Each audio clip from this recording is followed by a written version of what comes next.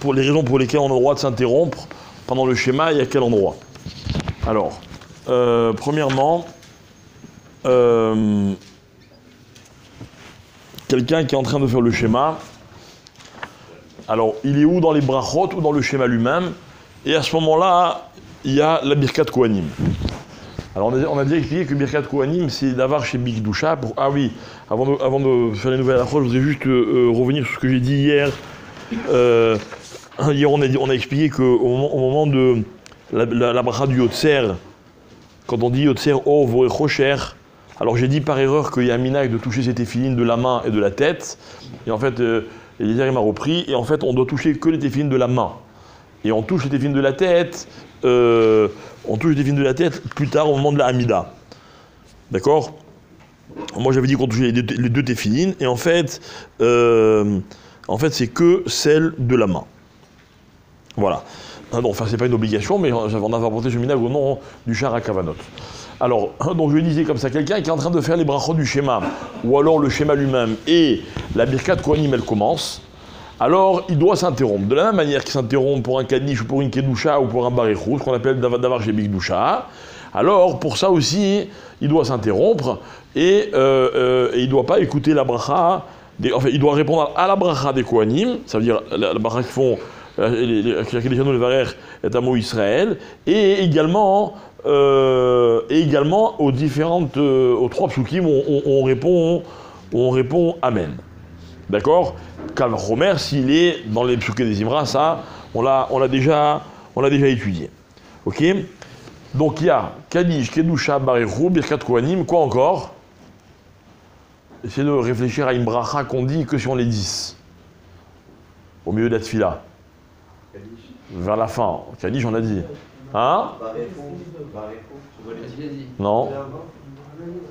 Non, c'est pas d'avoir chez Bigdusha. Hein ? Non. Non. Tout ça on l'a dit, tout ces Kedusha on l'a dit. Non, Birkat Torah. Si on sort le Sefer Torah, d'accord, et moi je suis en train de faire le schéma ou je suis dans les brachot du schéma. D'accord ? Birkat Torah, si on n'est pas 10, on ne les dit pas.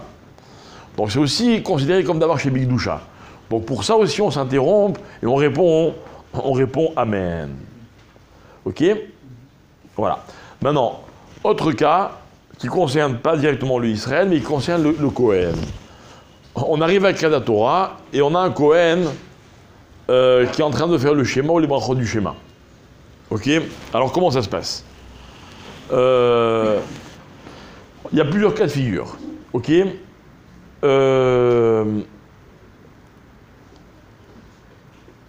Alors, premier cas de figure, on l'invite à monter. S'il est au milieu du schéma ou des brachot, il ne s'interrompt pas. Deuxième cas de figure, il n'y a que ce Kohen-là. Que ce Kohen-là, on ne le fait pas monter, il sort, et on fait monter à Israël.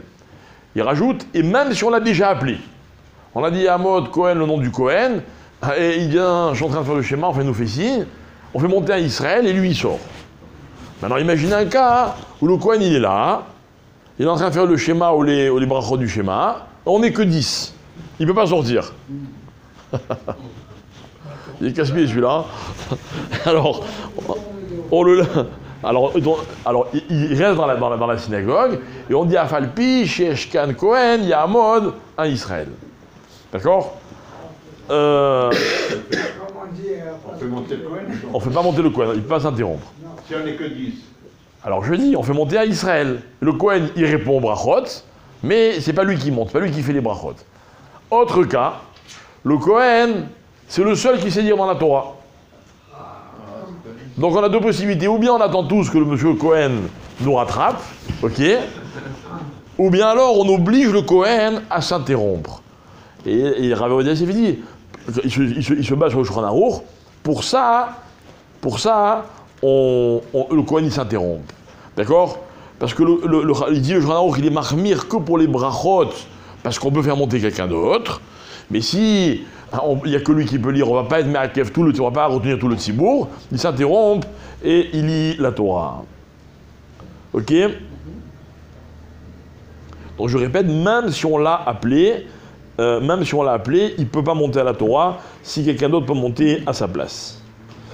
Autre cas intéressant, pour ce matin le dernier, je suis en train de faire le schéma, ou les brachot, et je vois quelqu'un qui fait un issour.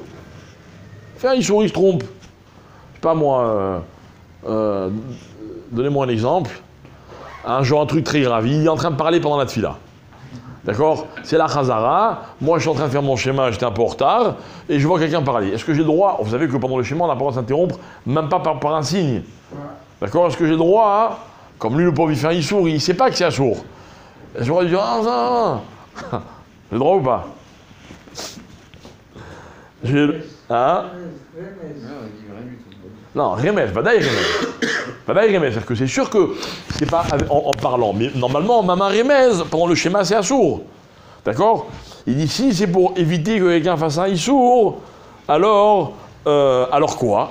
Il dit c'est pas pire que quelqu'un, vous savez que dans la lacha, on a le droit de s'arrêter pendant le schéma, Mishum Kavod ou Mishum Ira. Par exemple, il y a un roi qui rentre et j'ai peur qu'il s'énerve, etc. On a dit j'ai le droit de m'interrompre. Quelle différence? La Ira d'un roi, ou alors empêcher quelqu'un qui, s'il sait que c'est assour, il ne va pas le faire. Il ne va pas le faire pourquoi? Parce qu'il a la Ira d'Hachem. Donc moi, je vais lui rappeler que c'est assour. Alors pour ça, on a le droit de faire un remez. D'accord? C'est pas la peine d'en profiter, de chercher si tout le monde se tient à carreau pendant mon schéma. Mais si jamais j'aperçois quelqu'un, j'ai le droit de lui faire un signe pour lui signifier que c'est assour.